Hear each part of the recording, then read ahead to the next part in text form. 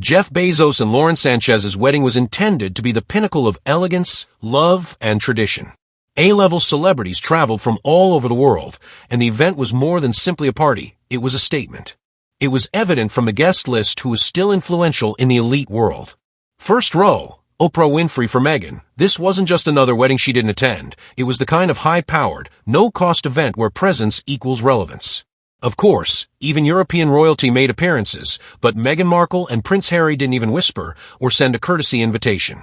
That's the part that has everyone talking, not because of who was there, but because of who wasn't.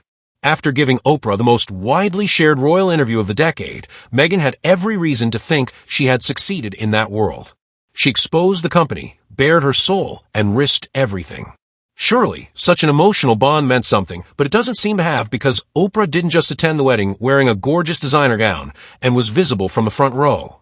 There was no reference, no hint, any subliminal, wish you were here on Instagram, and Oprah's silence speaks louder than any headline in this world. Meghan wasn't just excluded, she was outshined, and she knows its sources say she's been making calls trying to figure out how this happened, how someone she once viewed as a trusted confidant, even a mentor, could show up to a gathering of global elites and not even think to include her. Meghan believed that once she escaped the confines of the palace, once she stepped into her American rebirth, she'd be embraced, that she'd be lifted up by the same celebrities and mogul she once admired from afar. But the message now is brutal in its clarity. She's not part of that club. And Harry, he's feeling it too. He left his military titles, his royal duties, and a lifetime of tradition for a life in California that promised freedom and influence. But instead what he's getting is the cold shoulder from Hollywood, from the British establishment, and now from billionaires like Bezos to the corporate egos like billionaires like Bezos. The irony couldn't be sharper. He walked away from the one family that guaranteed him access only to be locked out by the very circles he thought would welcome him. Don't act like this was an oversight. Jeff Bezos never forgets anyone he invites. Power couple after power couple who are influential and change markets, and headlines were carefully chosen for the guest list. Not only does it hurt that Oprah cut Harry and Meghan, but it also shifts the storyline, because if Oprah, the person who gave them one of the most prominent platforms in recent history, is no longer on their side, then who is she? This isn't about friendship. It's about positioning. Oprah is always calculated. She doesn't chase drama, she chases legacy.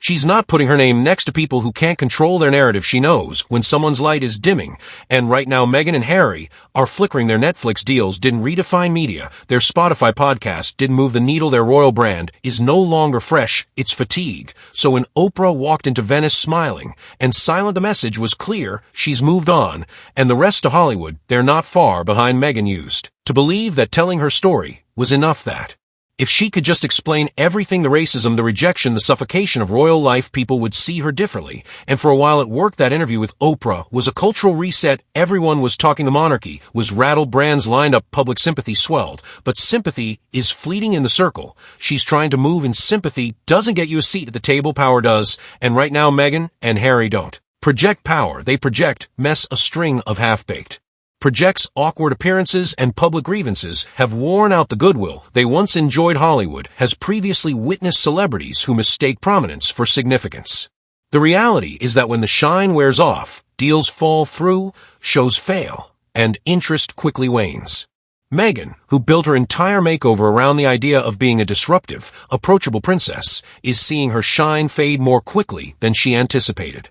It wasn't just the invitation that made Oprah's presence at Bezos' wedding so painful. It was also the energy she exuded, poised, surrounded by people who make noise, and her unspoken distance from Meghan and Harry said more than 1,000 press releases could ever. Jeff. Meanwhile, Oprah remains untouchable. She doesn't speak unless it matters. She doesn't show up unless it counts. And when she does, the room shifts. The people in that room weren't there because they were famous. Rather, they were there because they still had influence, and Oprah understood that, which is why she was in the spotlight.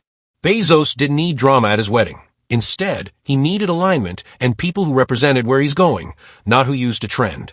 Meghan wasn't even considered because of this. This is a recalibration rather than a simple rejection. A change is being signaled by the entertainment and wealthy elite who are now identifying themselves with stability, legacy, and outcomes rather than noise, controversy, and never-ending victimization. The foundation of Meghan and Harry's brand was disruption, But without evolution, disruption becomes boring and loses its impact, particularly when every new move seems like an attempt to regain the attention they previously naturally attracted. Harry appears to be adrift in all of this. Meghan was always the strategist and the architect of their American chapter, but without solid foundation, he has become a symbol of what happens when you exchange ancient power for Hollywood charm and wind up with neither. He is not hated or loved. He is simply background, and some insiders say that in the world of influence, being invisible is death. Meghan continues to dream for a new project that will be another reinvention. A turning point that will remind everyone why she was important in the first place, but the circles they're attempting to reach don't wait for second chances. Instead, they move forward and change. They don't hold on to outdated stories or headlines. They react to presence. Meghan and Harry are currently missing in all the important ways. This serves as a reminder of how swiftly things can change. One day you're the news, the next you're a warning. Meghan aspired to be viewed as strong, independent, and up-to-date, but power doesn't ask to be included. Rather, it commands. Oprah is aware that Bezos is aware of this, and more. Those who actually have seats at the table are demonstrating their understanding of who belongs there. The power elite's perception of Meghan and Harry had changed, and their absence was more than just a one-time omission. The pair who once enthralled the world with their royal revolt are now seen with much greater skepticism. In a world driven by momentum and new stories, standing still means falling behind. Oprah's choice to appear in a killer outfit, surrounded by titans, and say nothing at all about the couple she once platformed was a masterclass in messaging. No subtweets, no ambiguous remarks. Their story hasn't changed, but the appetite for it has. True influence is subtle, effortless, and never cries out for attention. Meghan and Harry are just beginning to realize, perhaps too late, that acceptance isn't the same as attention. There are no picture opportunities involved, just a purposeful, elegant turn away from the circus. At the highest level, where billionaires and legacy players operate, the question is not whether you are famous, but rather whether I can trust you with my brand. At the moment, the answer seems to be no. Hollywood may be loud, but it has a long history. You can dominate headlines and still be left off the guest list. You can spark global conversations and still not get the call.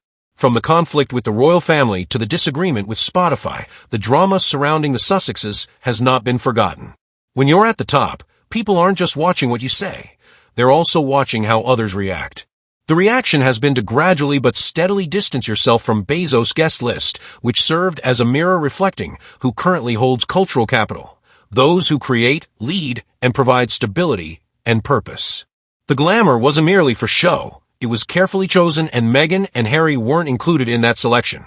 Not because they weren't important, but rather because they had turned into unexpected people, and the elite feels uneasy with unpredictable people. Meghan's staff might attempt to spin this as a new project, another documentary, or a daring media stunt, but Harry's fight is different because spin only works while the audience is still paying attention.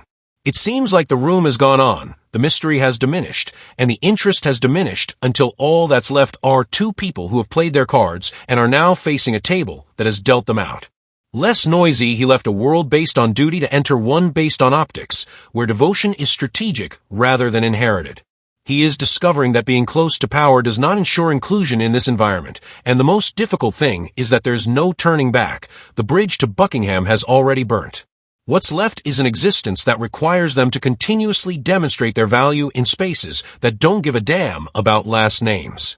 Oprah Bezos' message and the other guests on the Venetian guest list are extremely evident, but their effect isn't mentioned. It's continuously earned and re-earned. It calls for prudence, consistency, and the capacity to change without alienating others. Meghan and Harry decided to become public, but the more they revealed, the less enigmatic they became, and in their haste to tell everyone, they forfeited the one thing that makes people last in high society. Mystique, the concern now isn't what they'll do next, but rather if anyone is still watching as the cameras go off and the rooms get quieter.